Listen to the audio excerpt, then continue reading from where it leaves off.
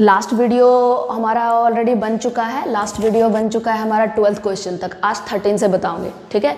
Simply देखिए क्या है यहाँ पर लिखा हुआ है 13 नंबर क्वेश्चन में, excessive and longer consumption of alcohol या ड्रग में leads What leads into means that कि अल्कोहल के लंबे समय तक अत्यधिक मात्रा में सेवन करने से हो सकते हैं, क्या चीज़ के नुकसान हो सकते हैं, किसके नुकसान होने की संभावना होती है, ठीक है। अगर बहुत ज़्यादा आप लंबे समय तक, एक तो ज़्यादा का ज़्यादा अल्कोहल ले रहे हो और लंबे समय तक ले रहे हो, लंबे समय तक, तो किस चीज़ का नुकसान हो सकता है? क्या आपको लीवर सिरोसिस यानी यकृत की क्षति हो सकती है, या फिर रिस्पिरेटरी फेल्यूर और हार्ट फेल्यूर, क्या श्वसन की दिक्कत आ सकती है, हृदयपात हो सकता है यानी हृदय लॉस आपका लॉस्ट हो सकता है, हार्ट फेल हो सकता है, क्या हो सकता है। दूसरी चीज़ लिखा हुआ है cerebral haemorrhage and damage to nervous system, कहने का मतलब जो आपका नर्वस सिस्टम है, मीन्स दैट कि आपके नर्वस सिस्टम में जो चीज़ें होती है, जो आपका तंत्रिका तंत्र है, उस तंत्रिका तंत्र से संबंधित जो चीज़ें हैं या फिर नर्वस सिस्टम मस्तिष्क से संबंधित चीज़ें हैं, उसका हेमरेज मतलब हमारे दिमाग के अंदर ब्लड जो होता है, वो ब्लड क्लॉट होने की वजह से, जमने की वजह से वो स्रावित होना शुरू हो जाता है ब्रेन के अंदर ही, ठीक है। तो क्या वैसा होगा अगर आप लगातार अल्कोहल लेते हो, लगातार कोई नशीली चीज़ का सेवन करते हो और लंबे समय से करते जा रहे हो, तो क्या यकृत हो सकता है, तो उसका यकृत की क्षति होगी, या सांस लेने में हृदय की क्षति होगी, सांस लेने में दिक्कत या हृदय में दिक्कत, या फिर मस्तिष्क से तंत्रिका तंत्र से संबंधित कोई दिक्कत होगी, या उसमें रक्त का स्राव होना शुरू हो जाएगा, या फिर आपको लगता है कि सबका सब होगा। आपको क्या लगता है इसमें क्या होना चाहिए? आप तो पढ़ाई कर चुके हो, पढ़ाई में आपने पढ़ाई कर ली है इस चैप्टर की कि क्या होना चाहिए, ठीक है। तो क्या होगा आप बताओ, इसमें क्या संभव है होने का? इसमें से कोई एक ही होगा या ऑल ऑफ द अबव, उपरोक्त सभी कि सब लगते हैं, सारे के सारे होंगे? Yes, very good. तो आसान है चुनने में। वाकई जब लंबे समय से आप शराब का सेवन करोगे ना, तो वो कोई खास अंग को ही परेशान करेगा ऐसी बात नहीं है, वो आपके शरीर के लगभग सारे अंग को वो दिक्कत पहुंचाएगा, लगभग सारे अंगों को। तो सारे अंगों में यकृत ही सिर्फ होगा, उसी की सिर्फ क्षति होगी ऐसी बात नहीं है, यकृत की भी क्षति होगी। अगर लंबे समय से कोई अल्कोहल ले रहा है, शराब पी रहा है, तो वो उसका यकृत की क्षति होनी है। और उसके बाद सांस लेने में दिक्कत और हार्ट फेल ये भी होता है, क्योंकि वो जो हृदय का कार्डियक मांसपेशी होती है ना, कार्डियक मसल्स, उस पर भी इसका प्रभाव पड़ता है और हार्ट फेल के भी केसेस होते हैं। और अगर सेरेब्रल हेमरेज और नर्वस सिस्टम, मस्तिष्क का रक्तस्राव और तंत्रिका तंत्र का नुकसान ये भी होता है, क्योंकि मैं आपको क्लास में बताई थी कि कोई भी लंबे समय तक तंबाकू लेते हो या शराब पीते हो तो उसका डायरेक्ट असर आपके तंत्रिका तंत्र पे ही पड़ता है, आपके नर्वस सिस्टम पे ही पड़ता है। तो इसका तो नुकसान होगा ही होगा, सिर्फ लीवर का होगा ऐसी बात नहीं है, इसका भी नुकसान होगा और इसका भी नुकसान होगा। तो आपका सही उत्तर हो गया ये ऑल ऑफ द एबव, ये आपका सही उत्तर है, ठीक है। सारे के सारे सही हैं। चलिए आगे की क्वेश्चंस देखिए। 40 नंबर क्वेश्चन में क्या है? ELISA is based on the principle of. पहली बात तो ये आती है कि इसमें मुख्य शब्द एलिजा, ELISA, एलिजा लिखा हुआ है, और थोड़ा सा आपको ध्यान होना चाहिए कि एलिजा मतलब होता क्या है, ठीक है। एलिजा मतलब होता क्या है, क्या होता है एलिजा का मतलब, ठीक है, आप इसको समझिए। तो यहाँ पे एलिजा क्या है ना, कि एलिजा का पहले तो फुल फॉर्म अपने दिमाग में याद रखिए, क्योंकि वो भी MCQs में आता है। बाकी जितने सेट आपके रिलीज हुए हैं आप उस पर ज़्यादा फोकस करो। तो पहली बात तो है एलिजा का फुल फॉर्म क्या होता है। यहाँ पे एंजाइम लिंक्ड इम्यूनो सॉर्बेंट ऐसे। Yes, good. चलिए आप लोगों को याद भी है, वेरी नाइस, और याद होना भी चाहिए, क्योंकि अब आप बिल्कुल लास्ट रिवीजन पे हो, ये आपका आखिरी रिवीजन हो रहा है। एंजाइम लिंक्ड इम्यूनोसॉर्बेंट एसे, ये हो गया आपका फुल फॉर्म एलिजा का। अब सवाल क्या है, क्वेश्चन क्या पूछा जा रहा है इस पे, ELISA is based on the principle of, ELISA किस सिद्धांत पर आधारित है। ये जो 4 के 4 ऑप्शन दिए हुए हैं उन चारों में से चुनना है कि एलिजा किस सिद्धांत पर आधारित है, क्या चीज़ इसमें देखी जाती है। पहला ऑप्शन है एंटीजन एंटीबॉडी रिएक्शन, यानी प्रतिजन और प्रतिरक्षी अभिक्रिया पर।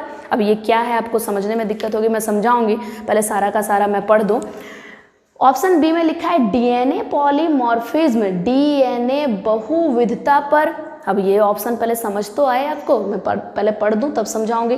कॉन्टैक्ट इनहिबिशन, संस्पर्श संदमन, या both B and C, B and C दोनों होगा, या ए होगा, या बी होगा, सी होगा, या डी होगा, क्या होगा। तो आपको उत्तर देना मुश्किल है, पहले समझ जाइए आप। पहली बात तो एलिजा टेस्ट कब कराते हैं, जब किसी प्रकार का शरीर में एसटीडीज हो, एसटीडी मतलब सेक्सुअली ट्रांसमिटेड डिजीज है ना। तो सेक्सुअली ट्रांसमिटेड डिजीज किसी तरीका का यौन संचारित रोग होता है, मुख्य तौर पे क्या, एड्स, ठीक है। एड्स जब होता है तो उस एड्स को कंफर्म करने के लिए कि एड्स बीमारी है या नहीं, उसके लिए जो टेस्ट की जाती है वो टेस्ट ही एलिजा टेस्ट कहलाता है। याद आया। तो जो एड्स रोगी को कंफर्म करने के लिए कि ये एड्स है या नहीं, उसको कंफर्म करने के लिए जो टेस्ट होता है वो एलिजा टेस्ट होता है। तो एलिजा टेस्ट का फुल फॉर्म आप देख रहे हो ना, एंजाइम लिंक्ड, एंजाइम से संबंधित। एंजाइम क्या होता है, हमारे शरीर के अंदर ऐसे जैविक कैटालिस्ट होते हैं जो कि हमारे शरीर में विभिन्न प्रकार के अभिक्रियाओं को संपन्न कराता है, ठीक है। एक तरह का ये प्रोटीन है एंजाइम। तो ये जो एंजाइम प्रोटीन है, इस एंजाइम से संबंधित जो इम्यूनिटी है, जो प्रतिरक्षा क्षमता है, उससे संबंधित चीज़ें सैंपल में ली जाती है और उसका टेस्ट होता है। तो उसका टेस्ट में क्या टेस्ट करते हैं, इसमें से क्या एंटीजन एंटीबॉडी लेंगे, उसकी अभिक्रिया को, उसके रिएक्शन को हम लोग देखेंगे, या फिर डीएनए पॉलीमॉर्फिज्म, डीएनए में बहुत तरीके की तरह तरह की आकृति बनकर तैयार हो जाती है, डीएनए के बहुत सारे नए नए रूप बनकर तैयार हो जाते हैं, क्या उसको देखा जाता है। या फिर कॉन्टैक्ट इनहिबिशन, कॉन्टैक्ट इनहिबिशन मतलब हो गया कि कोशिकाओं का अपना जो समूह होता है, वो कोशिकाएं समूह बना करके एक ऊतक बनाती है, ठीक है। तो वो जो कोशिकाओं का समूह बनता है, एक कोशिका दूसरी कोशिका से संस्पर्श करती है, एक दूसरे के तालमेल से चलती है, ठीक है। ऐसे दो कोशिकाएं हैं, दोनों कोशिका के बीच में जो गैप रहता है, जो उसके बीच में थोड़ी सी जगह रहती है, उन दोनों जगहों में जगह नहीं है, असल में वो दोनों एक गैप है जो एक दूसरे को संस्पर्श करती है, दोनों को एक दूसरे के हिसाब से चलाती है। उस समूह में जितने सारी कोशिकाएं मिलकर तालमेल से चलती है, ठीक है। तो उसको बोलते हैं कॉन्टैक्ट इनहिबिशन, ओके।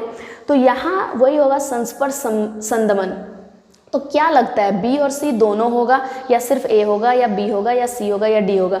ये होता है एड्स से संबंधित रोगों का, ठीक है। तो एड्स से संबंधित रोगों में हम लोग एंजाइम को लेंगे। तो एंजाइम लेने के लिए सिर्फ एंटीजन एंटीबॉडी रिएक्शन ही नहीं होगा, आपका सिर्फ डीएनए पॉलीमॉर्फिज्म या कॉन्टैक्ट इनहिबिशन नहीं होगा, बी और सी सिर्फ नहीं होगा, यहाँ पर ऑप्शन ए होगा, ऑप्शन ए ये सही आंसर है, ठीक है, ऑप्शन ए। तो ये आपका सही आंसर हो गया। इसके आगे क्वेश्चन नंबर 15, क्वेश्चन नंबर 15 देखिए क्या है। तो क्वेश्चन नंबर 15 में क्या चीज़ है, ये जरा मैं स्क्रीन नीचे करूं। यस, ये भी बहुत आसान सा सवाल है और बहुत ही मज़ेदार सवाल है और बहुत आसानी से आप इसको कर सकते हो, ठीक है। चलिए यहाँ पर जो टिक किया है इसको मैं हटा दूँ पहले, फिर उसके आगे आपको बताया जाए। सिंपल यही क्या है ना, यहाँ पे क्वेश्चन नंबर 15 नंबर क्वेश्चन में लिखा हुआ है Widal test is assisted with associated with, Widal test is associated with, Widal परीक्षण का संबंध निम्न में से किस रोग से है, किस रोग से है, ओके। तो निम्न में ये बहुत ही आसान सवाल है, आपको पता होगा और आसानी से आप बता सकते हो। ऑप्शन लिखा है पहले नंबर में मलेरिया, दूसरा लिखा हुआ है ट्यूबरकुलोसिस यानी टीबी, तीसरा लिखा हुआ है कॉलेरा यानी हिंदी में उसको हैजा बोलते हैं, और डी लिखा है टाइफाइड, ठीक है। तो पहला है क्या, मलेरिया, फिर टीबी, फिर हैज़ा, फिर टाइफाइड। ये मुझे आपको बताने की ज़रूरत नहीं है, आप खुद ही मुझे बताइए कि इसका क्या होगा। विडाल टेस्ट किसको कंफर्म करने के लिए करते हैं? जैसे अभी मैं बताई एलिजा टेस्ट जो है एड्स को कंफर्म करने के लिए बताते हैं कि रोगी को एड्स है या नहीं, उसके लिए जो टेस्ट की जाती है एलिजा टेस्ट करते हैं। विडाल टेस्ट कौन से रोग को कंफर्म करेंगे? कौन से रोगों से संबंधित है? मलेरिया के लिए या फिर टीबी के लिए, कॉलेरा के लिए या टाइफाइड के लिए? आप बताइए किसके लिए? चलिए, आपको याद नहीं तो मैं बता दे रही हूँ, पर आप आज से ज़रूर याद रखिए option D. Option D is typhoid. ठीक है, टाइफाइड इज़ राइट आंसर। और आपको याद होना चाहिए कि विडाल टेस्ट जो होता है वो टाइफाइड से संबंधित है। ओके, ये चीज़ आपको पता होनी चाहिए। ये बहुत ही आसान सवाल भी है और बहुत इम्पॉर्टेंट, बहुत ही महत्वपूर्ण है, इसको तो एकदम याद रखिए आप। ठीक है, 16। What is 16? 16 में DNA fingerprinting works on the principle of, ये बहुत इजी क्वेश्चन है। किस सिद्धांत पे वो कार्य करता है? क्या उसके आधार है? क्या उसका सिद्धांत है?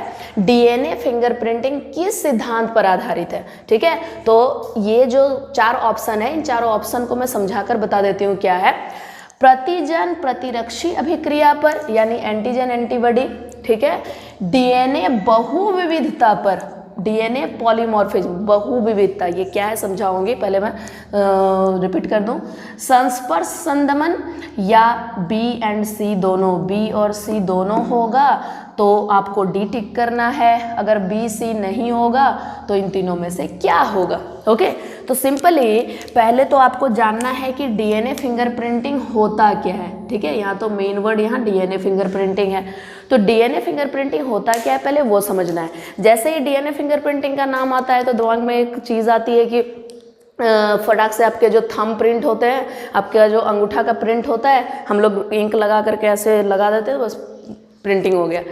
डीएनए फिंगरप्रिंटिंग कहने का अर्थ है कि आपके शरीर में जो डीएनए मौजूद है, उस डीएनए के ऊपर जो जीन उपस्थित होता है ना, वो सारे जीन के किस तरह के बैंड हैं, उसके ऊपर बैंड होता है, पट्टी लगी होती है। तो डीएनए की पट्टी किस तरह की है, उसका क्या पैटर्न है, उसको पता लगाना होता है, उसको बोलते हैं डीएनए फिंगरप्रिंटिंग। ऐसा क्यों ज़रूरत पड़ती है डीएनए फिंगरप्रिंटिंग करने की? डीएनए फिंगरप्रिंटिंग करने की आवश्यकता होती है तब जब कुछ डीएनए टेस्टिंग कराना हो, कुछ चीज़ कंफर्म करना हो, जैसे पैटर्नल टेस्टिंग। पैटर्नल टेस्टिंग कहने का मतलब माता पिता को टेस्ट करना। तो डीएनए फिंगरप्रिंटिंग एक तो पैटर्नल टेस्टिंग के लिए करते हैं, और दूसरी चीज़ क्या है डीएनए फिंगरप्रिंटिंग? फॉरेंसिक टेस्ट के लिए भी करते हैं। फॉरेंसिक टेस्ट कहने का मतलब जब कोई क्राइम होता है, कहीं पर कुछ उस तरीके से कुछ क्राइम हुआ, तो उस क्राइम में कौन सा विक्टिम है, विक्टिम यानी कौन दोषी है, उस पर अगर शक है तो उसको कंफर्म कैसे करेंगे कि वही दोषी है? तो अगर उसका कोई सैंपल, जिस जगह पे घटना घटी है वहाँ पे अगर कुछ उसका सैंपल गिरा हो, जैसे उसका रक्त गिरा हो, तो डीएनए फिंगरप्रिंटिंग के लिए क्या हो गया? अगर रक्त, ब्लड, ठीक है, रक्त गिरा हो या फिर क्या बोलते हैं, कोशिका कोई लगी हो, मान लो कि वो भाग रहा होगा और छिल गया, और छिलने की वजह से 1 सेकेंड आप ना थोड़ा साइड बैठिए और हल्का सा, नहीं छोड़ो आप, मैं कर दूँगी। तो यहाँ पर क्या है कि कोशिका हो, रक्त है, कोशिका है, या फिर वीर्य है, या और भी कुछ वैसे तत्व अगर वहाँ पड़े मिलेंगे जहाँ पे घटना घटी है, और उस सैंपल को को लेकर के और उसकी टेस्टिंग अगर करते हैं, उसमें मौजूद जो कोशिकाएं हैं उसकी जब टेस्टिंग होगी और उसका डीएनए बैंड, जो शक है जिस पे, उसका डीएनए बैंड अगर मिल गया तो इसका मतलब उसका जरूर कुछ ना कुछ इस केस से ताल्लुक है। ठीक है, तो फॉरेंसिक टेस्ट करने के लिए या फिर माता पिता की टेस्टिंग के लिए, ये सब करने के लिए डीएनए फिंगरप्रिंटिंग किया जाता है। अब बात आती है कि ये डीएनए फिंगरप्रिंटिंग करते तो इस चीज़ के लिए है, किया कैसे जाता है, कैसे करेंगे, टेक्निक क्या है इसका? तो सिंपल सी चीज़ है, ये डीएनए फिंगरप्रिंटिंग करने के लिए ना एक तरीका होता है जिसको बोलते हैं gel electrophoresis. Okay, gel electrophoresis, इसको हिंदी में भी लिखोगे तो आपको देवनागरी ही लिखना है, जेल इलेक्ट्रोफोरोसिस,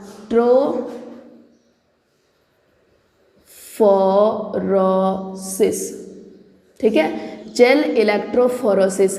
ये ऐसी तकनीक है जिस तकनीक के मदद से ये डीएनए फिंगरप्रिंटिंग किया जाता है, डीएनए का बैंड पता लगाया जाता है, ठीक है। अब आपका सीधा सा सवाल ये है कि ये डीएनए फिंगरप्रिंटिंग किस आधार पे, इसके सिद्धांत क्या है, कौन से इसके आधार है, किस आधार पे कार्य करेगा। जो एंटीजन एंटीबॉडी होता है, प्रतिजन प्रतिरक्षी, ये क्या होता है एंटीजन एंटीबॉडी प्रतिरक्षी?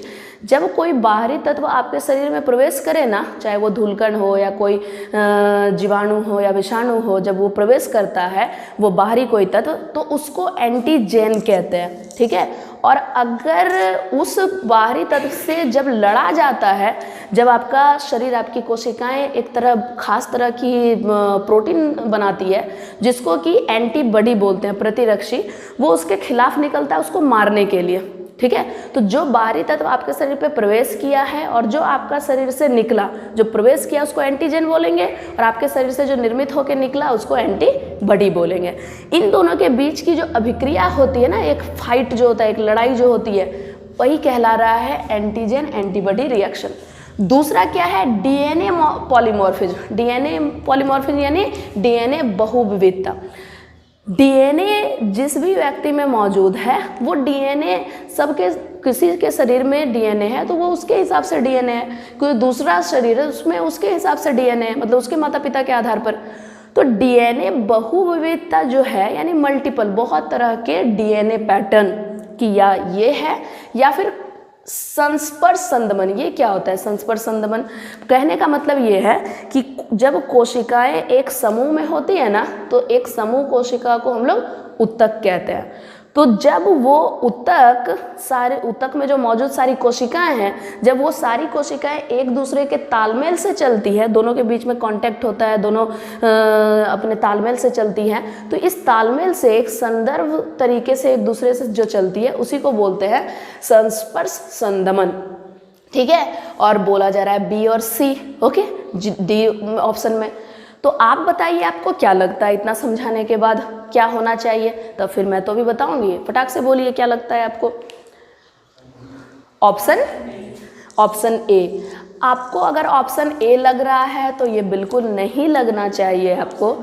यस, मैं आपको क्या समझाई कि डीएनए फिंगर प्रिंटिंग जो है वो डीएनए के बैंड को, डीएनए के उस पट्टी को पता लगाने का एक तरीका है। तो ये किस आधार पे कार्य करेगा? उसमें बाहरी तत्व से लड़ना और हमारा शरीर से एंटीबॉडी निकलना, इसका क्या ताल्लुक है? कोई मतलब ही नहीं है। डीएनए फिंगरप्रिंट से इसका कोई मतलब बनता है? ये तो एक डिफेंस सिस्टम, इम्यूनिटी, प्रतिरक्षा क्षमता से संबंधित बात हो गई, प्रतिजन प्रतिरक्षी की। तो ये इसका तो कोई मतलब ही नहीं। इतना समझाने के बावजूद भी आप गलत आंसर दे रहे हो। तो ध्यान से समझिए मैं बोल क्या रही हूँ। डीएनए फिंगरप्रिंटिंग क्या है? डीएनए फिंगरप्रिंटिंग है डीएनए बैंड का पता लगाना, ठीक है।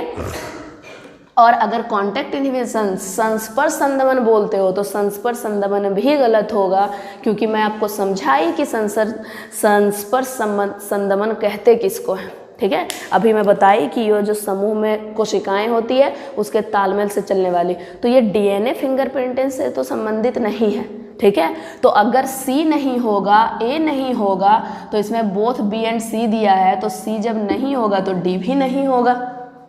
बात समझ में आ रही है? तो क्या हो जाएगा? Option B. Option B DNA बहुविविधता पर आधारित है, क्योंकि डीएनए में जो मल्टीपल, बहुत तरह के डीएनए जो होंगे ना, उसी के तो बैंड को पता करना है। तो इतना साधारण तो सवाल है, बहुत इजी है, बहुत ज़्यादा, ठीक है। आराम से इसको सुनिए, समझिए। तो ये ऑप्शन बी आपका सही उत्तर होगा 16 नंबर क्वेश्चन का। चलिए आगे 17 नंबर देखिए। 17 में क्या? The term codon is associated to, कहने का मतलब शब्द कोडोन जो होता है, ये कोडोन शब्द जो आप देख रहे हो, ये निम्न में से किससे संबंधित है? ये बहुत आसान है, मैं पहले आपसे पूछ लूँगी तब मैं समझाऊंगी क्या है, क्योंकि आप लोग बड़े डिटेल में अच्छे से पढ़ चुके हो।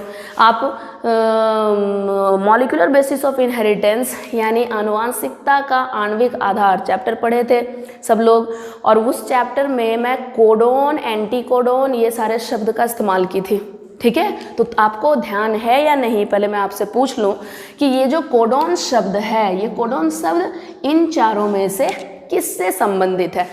tRNA से, mRNA से, rRNA से या cDNA से? आप बोल लो फट से, तब मैं समझाऊंगी। tRNA, किसी का कहना है tRNA से, और कोई कुछ बोलिए, किसी को और कुछ लगता है? चलिए मैं अब आगे बताती हूँ। आपका tRNA जो है ना वो गलत होगा। क्यों गलत होगा वो मैं समझा देती हूँ, और आप क्या सोचकर बोले वो भी मैं बता दूंगी।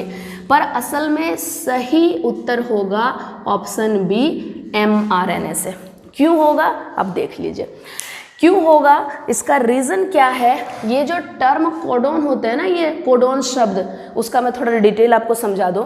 पहली बात तो आप जानते हो कि DNA जो होता है वो 2 कड़ी होती है उसमें, ठीक है।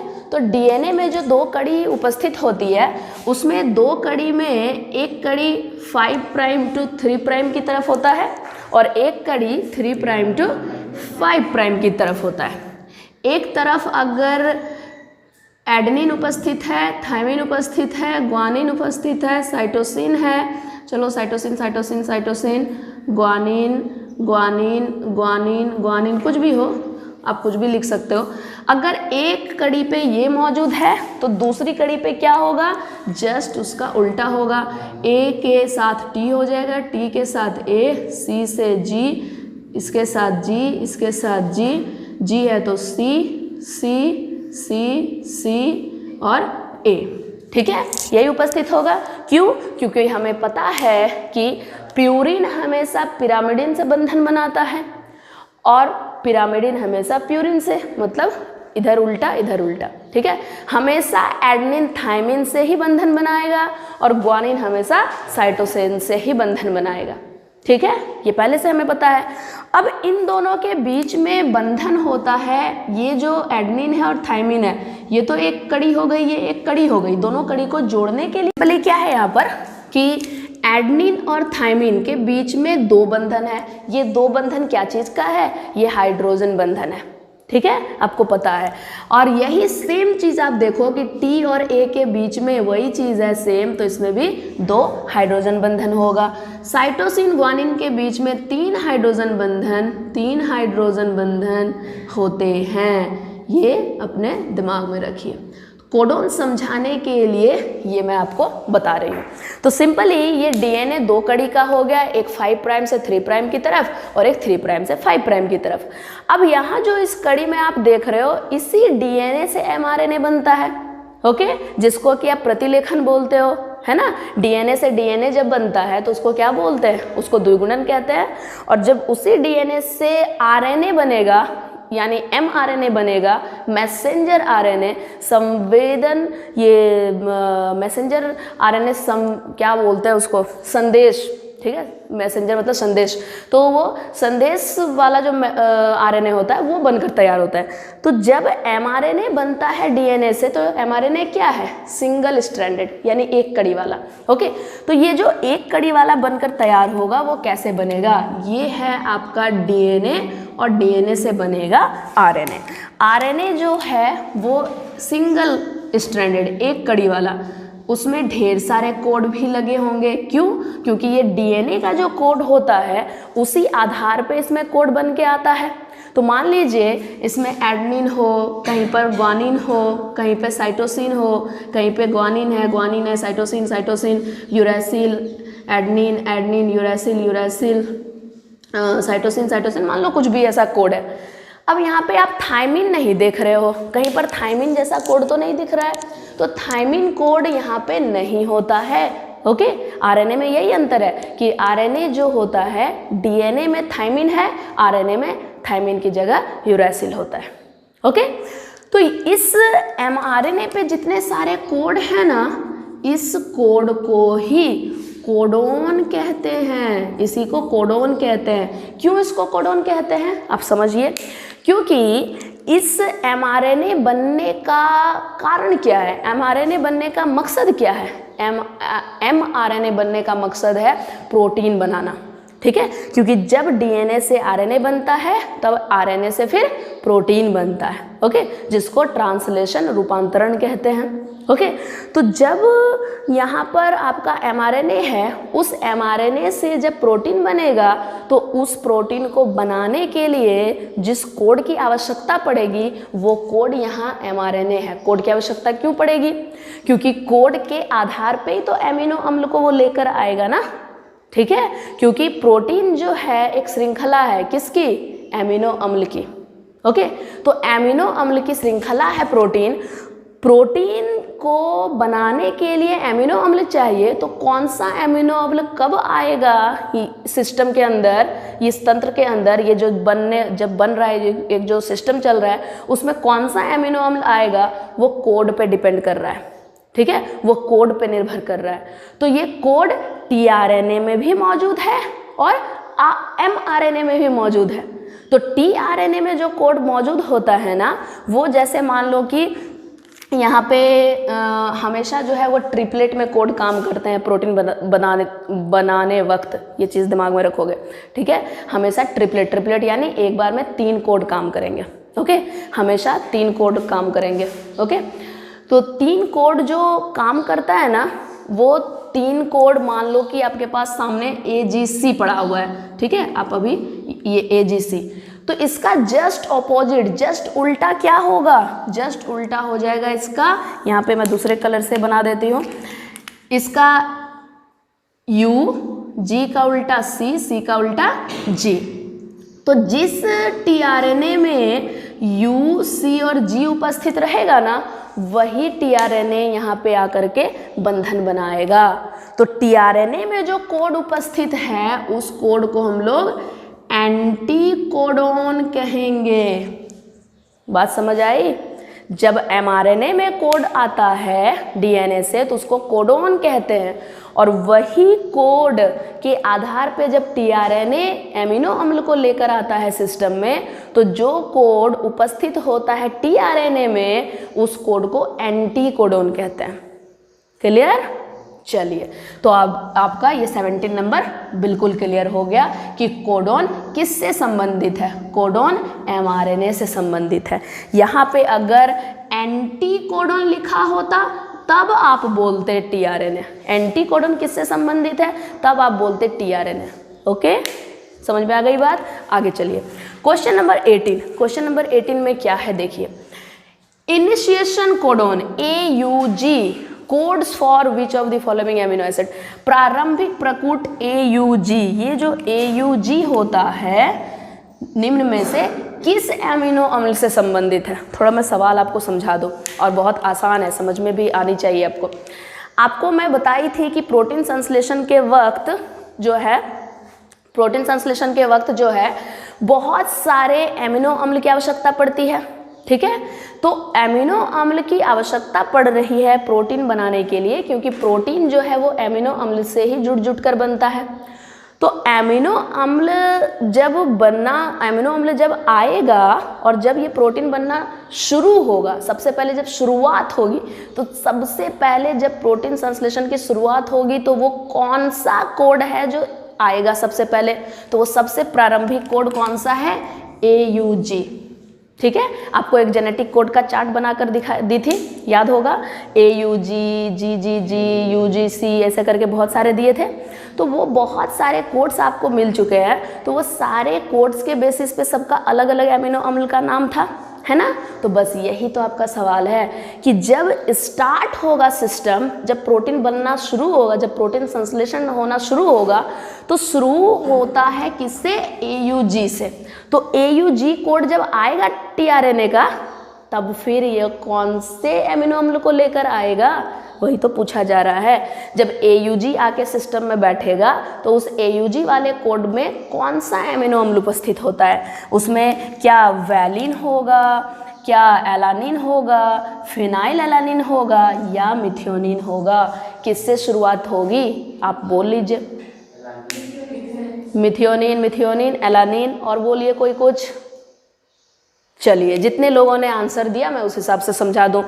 देखिए आप जितने लोग आंसर दे चुके हो उस हिसाब से मैं बता दूं कि जिसने मिथियोनिन बोला है दैट इज राइट आंसर।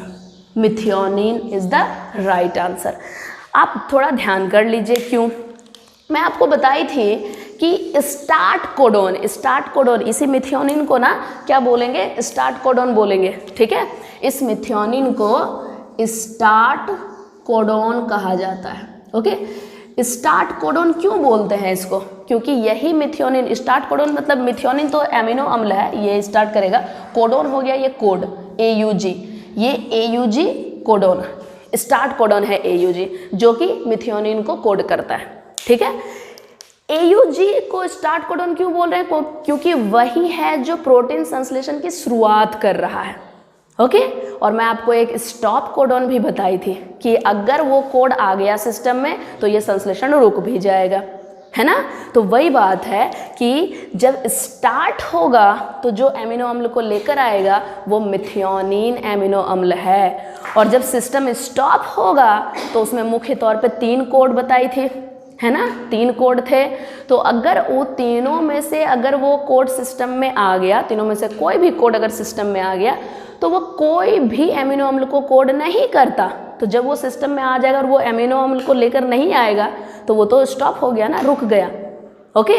लेकिन जब शुरुआत होगी तो AUG से ही शुरुआत होगी, इसलिए उसको स्टार्ट कोडोन कह रहे हैं। और वो जिस एमिनो अम्ल को लेकर, listen, question number 19, the total number of amino acids are, ये तो और भी आसान है और बहुत ज़्यादा। एमिनो अम्ल की कुल संख्या कितनी होती है। जो एमिनो अम्ल आपको बताया गया है, जो तरह तरह के एमिनो अम्ल उपस्थित होते हैं प्रोटीन संश्लेषण के लिए, alanine, phenyl alanine, methionine, serine, valine, और भी तरह तरह के, ट्रिप्टोफान और तरह तरह के। तो ऐसे जो तरह तरह के एमिनो अम्ल हैं वो कितने एमिनो अम्ल हैं। जेनेटिक कोड में मैं गिन के भी समझाई थी आपको। टोटल जेनेटिक कोड में 64 होते हैं, 64। तो 64 कोड्स हैं। 64 कोड में क्या है, 3 कोड तो स्टॉप कोडोन है जिसमें तो एमिनो अम्ल लगता ही नहीं, तो कितने बच गए, 61, ठीक है। तो 61 कोड में एक कोड स्टार्ट कोडोन है मिथियोनिन, 60 कोड्स हैं।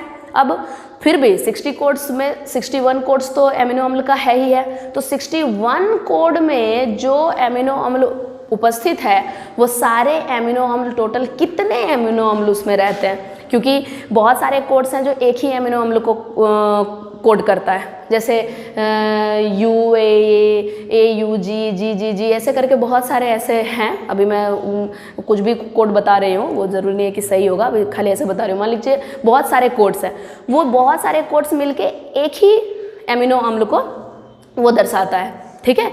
तो एक ही एमिनो अम्ल को दर्शाता है, तो टोटल इस हिसाब से 61 कोड में कितने एमिनो अम्ल को कोड किया जा रहा है। टोटल कितने एमिनो अम्ल हैं, बोलिए।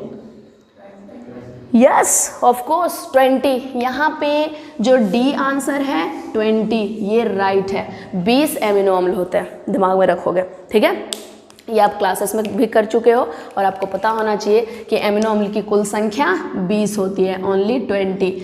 और 20 एमिनो अम्ल को मैं कोड करके आपको लिस्ट में नाम भी लिखवाई थी, है ना। PHE से फिनाइल एलानिन, वैलिन, VAL से वैलिन, ऐसा करके पूरा लिखाई थी। कितने लिखे थे, 20 ही तो लिखे थे, तो 20 लिखे थे तो 20 होगा।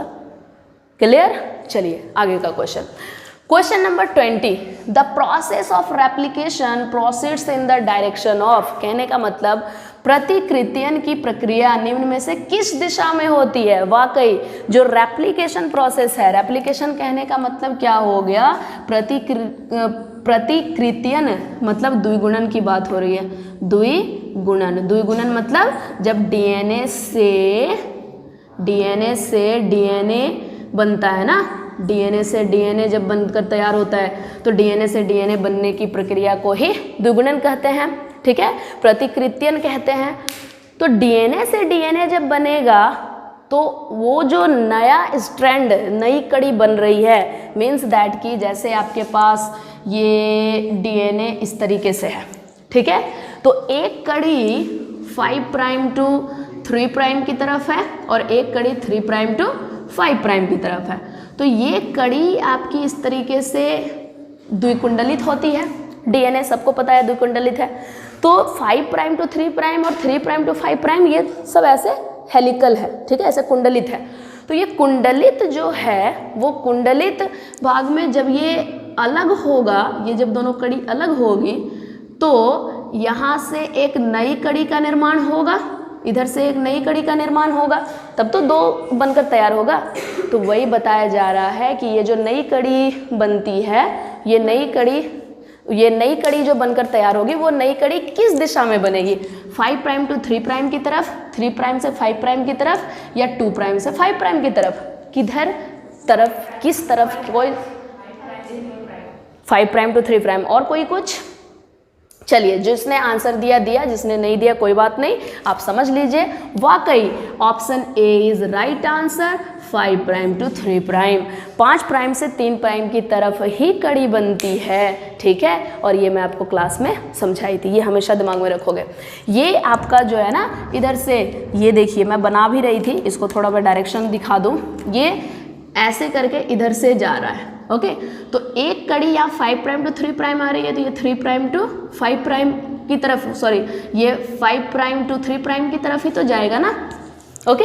एक कड़ी जस्ट ऑपोजिट होती है, एंटी पैरेलल बोलते हैं इसको, ठीक है, एंटी पैरेलल। एक कड़ी 5 प्राइम टू 3 प्राइम, तो दूसरी कड़ी 3 प्राइम टू 5 प्राइम, ओके।